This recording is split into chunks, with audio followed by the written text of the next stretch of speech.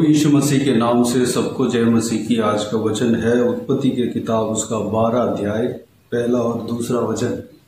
यहोवा ने अब्राम से कहा, अपने देश और अपने कुटुंबियों और अपने पिता के घर को छोड़कर उस देश में चला जा जो मैं तुझे दिखाऊंगा, और मैं तुझसे एक बड़ी जाति बनाऊंगा और तुझे आशीष दूंगा और तेरा नाम महान करूंगा और तू आशीष का मूल होगा। मेरे प्रियो, परमेश्वर के दास यानी कि परमेश्वर की ओर से चुना हुआ दास अब्राम के जीवन में ये कार्य हुआ। परमेश्वर ने अब्राम को चुना। उससे पहले अब्राम के पिता तेरह को चुना। तेरह के वंशावली में से अब्राम को चुना। अब्राम के साथ परमेश्वर अपने वाचा को बांधने के लिए अब्राम से कहते हैं कि अपने कुटुंबियों और अपने पिता के घर को छोड़कर जो मैं देश दिखाता हूँ उस देश में तू चला जा। जहाँ मैं रहने के लिए कहता हूँ उस देश में तू रह, वहाँ पर मैं तुम्हें आशीष दूंगा। मेरे प्रियो, अब्राम को परमेश्वर के राज्य को स्थापना करने के लिए बुलावा आया, क्योंकि अपने राज्य को स्थापना करने के लिए परमेश्वर अब्राम को चुना। अब्राम को उस काम का मूल करके उन्होंने अब्राम को बुलाया और अब्राम के द्वारा ही परमेश्वर के राज्य का स्थापना होगा। मेरे प्रियो, इस धरती में परमेश्वर के राज्य का स्थापना होना है तो इंसान को परमेश्वर इस्तेमाल करेंगे। वो आप भी हो सकते हैं, मैं भी हो सकता हूँ। आप परमेश्वर की ओर से चुने गए हैं। आपको परमेश्वर इस्तेमाल करना चाहेंगे। आपके द्वारा परमेश्वर के राज्य स्थापना होगा। परमेश्वर आपके माध्यम से आपको मूल बनाकर एक काम को नियुक्त किए होंगे, तय किए होंगे। इसलिए आपको परमेश्वर ने बुलाया है, आपको चुना है। अब्राम को परमेश्वर चुनकर, उस समय बहुत सारे जन थे, बहुत सारे इंसान थे, लोग थे। अब्राम को खास करके चुना। वह परमेश्वर की ओर से बुलाया गया था, क्योंकि अब्राम जो है भक्त था, परमेश्वर के भय खाने वाला व्यक्ति था, परमेश्वर से डरकर अपने जीवन को बिताने वाला व्यक्ति था। एक डिसिप्लिन जो परमेश्वर ने तय किया उस दायरे में ही जीने वाला व्यक्ति था। परमेश्वर ने सोचा कि जो मेरे काम इस धरती में होना है, मेरे जो राज्य इस धरती में स्थापना होना है, उसके लिए एक व्यक्ति चाहिए, उसके लिए एक इंसान चाहिए। अब्राम जो है उस काम का लायक है, इसलिए उसको मैं इस्तेमाल करूंगा। इस तरह की सोचकर अब्राम को चुना है। मेरे प्रियो, अगर आप चुने गए हैं तो अब जान लीजिए, समझ लीजिए कि इस धरती में बहुत सारे जन हैं, बहुत सारे लोग हैं, उनके बीच में आपको चुना है। तो परमेश्वर ने कुछ सोच समझ के चुना होगा। सोच समझ के किसी काम को पहले सोचकर, प्लान कर कर उस काम के लिए आपको नियुक्त किया होगा। हमें क्या करना है? अब्राम ने जिस तरह किया उस तरह में करना है। अब्राम बिल्कुल परमेश्वर के आज्ञाओं को मानकर, उनके आज्ञाओं का अधीन होकर, परमेश्वर जैसे कहा वैसे किया। अपने जगह जहाँ पर वो पाला पड़ा, मेसोपोटामिया, उस देश को छोड़ा और अपने कुटुंब यानी कि बाप के कुटुंबों को छोड़ दिया, अपने भाई, अपने पिता का घर, सब कुछ छोड़ दिया। यहाँ पर हम देखते हैं कुटुंबियों को छोड़ने के लिए परमेश्वर ने कहा, वह पत्नी और बच्चों को छोड़ने के लिए कहा। इस तरह अर्थ नहीं है। पत्नी, बच्चे जो भी है परमेश्वर का देन है, उनको साथ में रखना है। अब्राहम ने वैसे ही किया, अपने पत्नी को लेकर आया, साथ में उनके लिए जो भी जीने के लिए साधन होना चाहिए सब कुछ लेकर आया। वो एक प्री प्लान हो गया। अपने जो परिवार है उसको साथ में लेके आया। अपने कुटुंबियों को छोड़ना, इसका मतलब उसका पिता, उसका भाइयों से अलग होकर आना। अपने पत्नी को अगर छोड़ दिया होता तो ये अकेला पड़ जाता, शैतान उसमें कार्य करने लगेगा।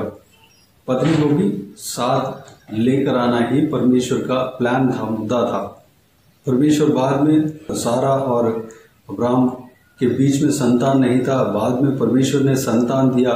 जो परमेश्वर ने प्लान किया उस प्लान के मुताबिक कार्य जो हम आगे पढ़ते हैं तो वो कार्य होते हुए हम देख सकते हैं। जो भी परमेश्वर ने प्लान किया उस प्लान के मुताबिक अब्राहम के द्वारा परमेश्वर करते हुए हम जो इसके आगे जो अध्यायों में हम देख सकते हैं।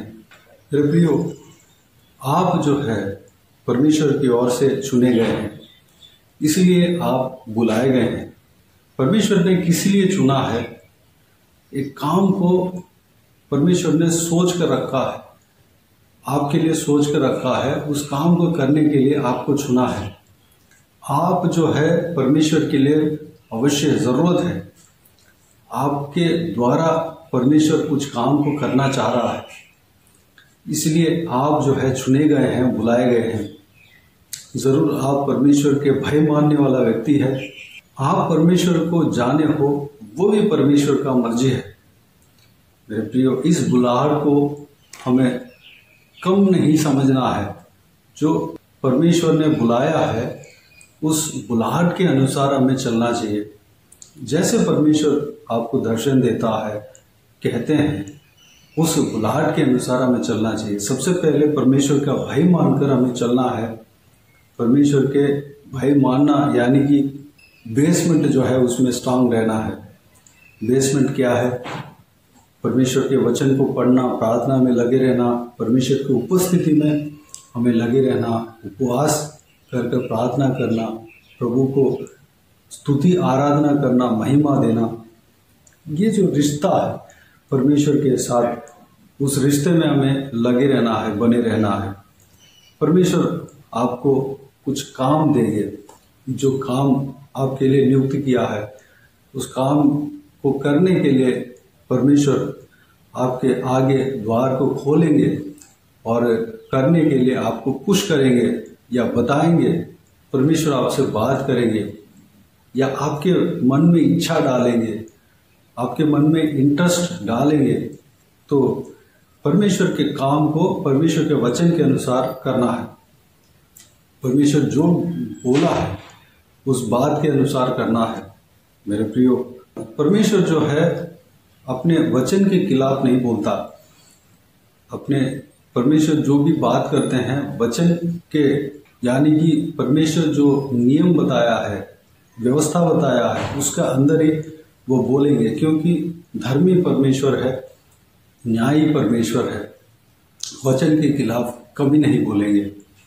अगर वचन के खिलाफ अगर आपको कुछ करने के लिए आपके अंदर से उत्साह हो रहा है, इंटरेस्ट आ रहा है, तो वो जो है हमें नहीं करना है, क्योंकि वचन के खिलाफ हमें परमेश्वर करने के लिए अगुवाई नहीं देते हैं। हमें वचन का दीन होकर हमें चलना है। मेरे प्रियो, अब्राहम की तरह परमेश्वर ने आपको जो बोझ डाला है, आपको जो काम करने के लिए कहा है, उस काम को आपको करना है। परमेश्वर उस काम के लिए आपको चुना है, उस काम को करने में मन लगाना है। अब्राहम जिस तरह परमेश्वर के आज्ञाओं के अधीन होकर, आज्ञाओं को मानकर अपने पत्नी को और जो साथ में उनके भतीजा था उसको भी, क्योंकि उस लूत उसका नाम है, उसका पिता मर गया, इसलिए वो लड़का था, उसको पालन पोषण के लिए कोई सपोर्ट नहीं है, यानी कि सपोर्ट करने वाला आगे नहीं आया होगा, इसलिए अब्राहम जो है अपने साथ रखकर वो पालन पोषण किया होगा, इसलिए बड़ा होने तक अपने साथ रखा। अगर उसको भी अकेला छोड़ दे तो वो भी बेसहारा हो जाता, इसलिए अब्राहम साथ में बुला लिया होगा।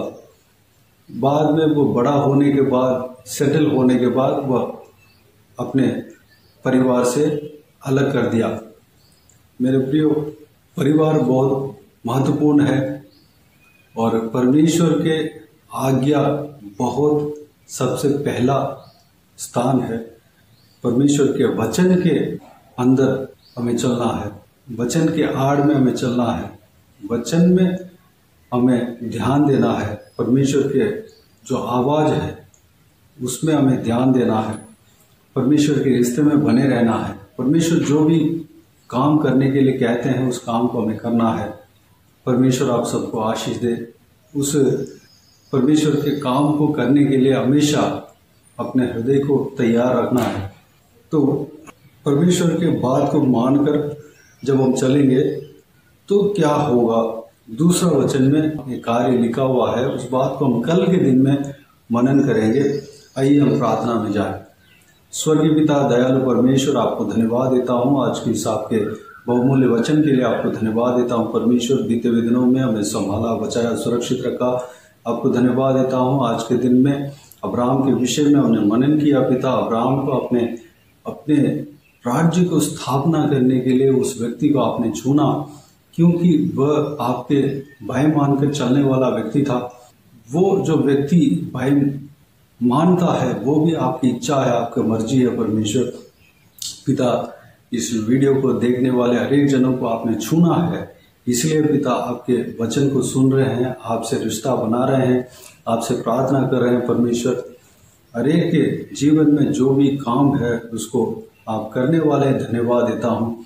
हर एक जनों को इस्तेमाल करने वाले हैं, आपको धन्यवाद देता हूँ। हर एक का जीवन में एक प्लान है परमेश्वर, एक मुद्दा है पिता, एक योजना है आपका परमेश्वर। उस योजना को आप पूरा करने वाले, धन्यवाद देता हूँ परमेश्वर।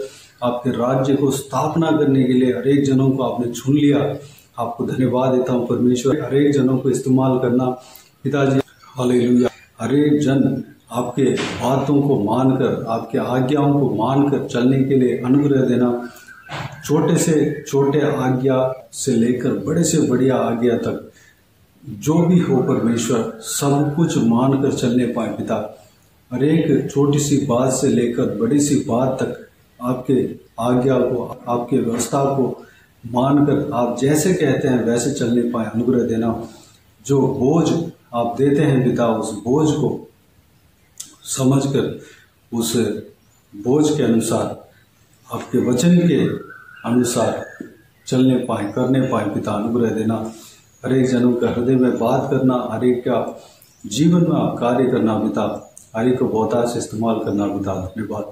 आपके वचनों को अच्छे से पढ़ने पाए, मनन करने पाए, प्रार्थना में लगे रहने पाए, उपवास करके प्रार्थना करने में लगे रहने पाए, स्तुति आराधना करने में लगे रहने पाए, आपको केवल महिमा देने पाए, स्तुति करने पाए, क्योंकि आप ही एक मात्र परमेश्वर हो पिता।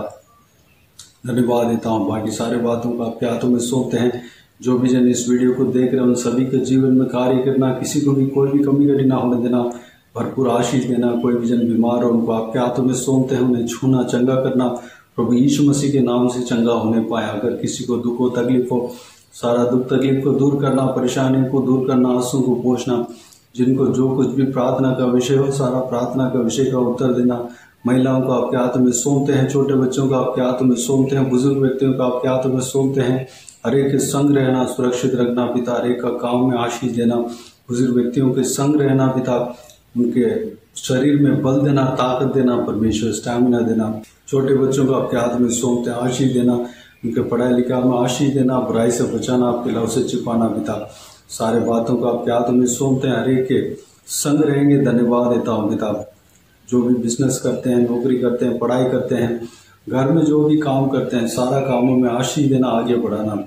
हर एक के रिश्ता, हर एक के दोस्त हैं, जो भी उनका जान पहचान का पिता, जो उद्धार नहीं पाए पिता, सब उद्धार पाने के लिए अनुग्रह देना। हर एक के लिए हम प्रार्थना करने पाए, अनुग्रह देना। हमारे जान पहचान में जो भी जन है, व्यक्ति है, जो आपको नहीं जान रहे हैं, आपके प्रेम को नहीं जान रहे हैं, सब जानने पाए पिता, अनुग्रह देना पिता, सबको उद्धार करना पिता। धन्यवाद। बाकी सारे बातों को आपके हाथ में सौंपते हैं। सारा आदर महिमा जलाल आपको मिलती रहे। सारा दुआ प्रार्थना को प्रभु यीशु मसीह के नाम से मांगते हैं, सुनो और ग्रहण कर। आमीन आमीन। प्रभु यीशु मसीह के नाम से प्रभु यीशु मसीह का आशीष और अनुग्रह हम सभी के ऊपर बने रहे। आमीन आमीन। मेरे प्रिय, इस चैनल को सब्सक्राइब करें और शेयर करें। अगर किसी को भी प्रार्थना का विषय हो तो डिस्क्रिप्शन में दिए हुए नंबर पर कॉल करके प्रार्थना करा सकते हैं। हम आपके लिए प्रार्थना करेंगे। आप अपने व्यक्तिगत प्रार्थना में हमारे लिए प्रार्थना कीजिए, इस सेवकाई के लिए, इस सेवकाई का उन्नति के लिए, इस सेवकाई में जुड़े हुए हर एक जन के लिए, हर एक आत्मिक उन्नति के लिए, तरक्की के लिए, आत्मिक आशीष के लिए, संसारिक आशीष के लिए, पारिवारिक आशीष के लिए प्रार्थना करें। प्रभु यीशु आप सबको आशीष दे। इस सेवकाई के द्वारा परमेश्वर आपके जीवन में कार्य किया हो वो भी हमें बता सकते हैं, ताकि हम सब मिलकर परमेश्वर को धन्यवाद दे सके, महिमा कर सके। प्रभु यीशु आप सबको आशीष दे। आमीन आमीन।